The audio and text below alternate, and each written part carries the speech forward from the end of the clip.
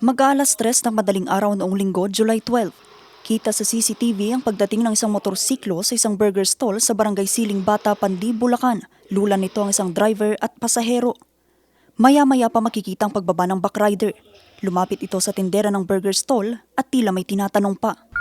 Ang kasunod na eksena, pumasok ang backrider at driver sa loob ng stall at doon na nagdeklara ng hold up.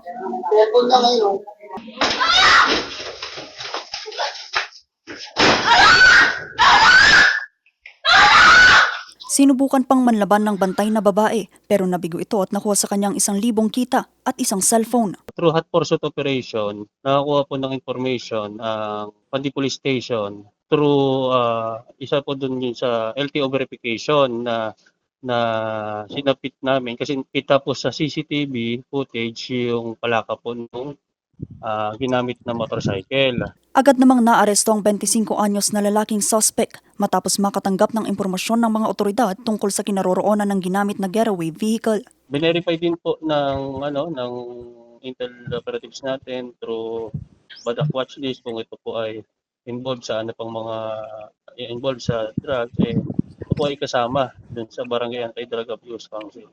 Kung saan po ay na-subject po sa bypass operation. Kaya po siya na-arrested naman noong July 14 ng alas 10 ng gabi.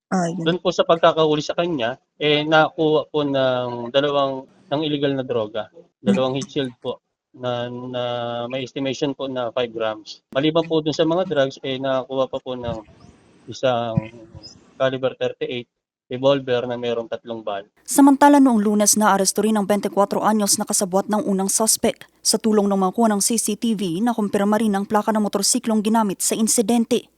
Mahaharap ang 2 suspect sa kasong robbery. Samantala sasampahan din ng mga karagdagang kaso ang 25 anyos na suspect dahil sa paglabag sa Republic Act 9165 o ang Comprehensive Dangerous Drugs Act of 2002 at Republic Act 10591 o ang Comprehensive Firearms and Ammunition Regulation Act of 2013.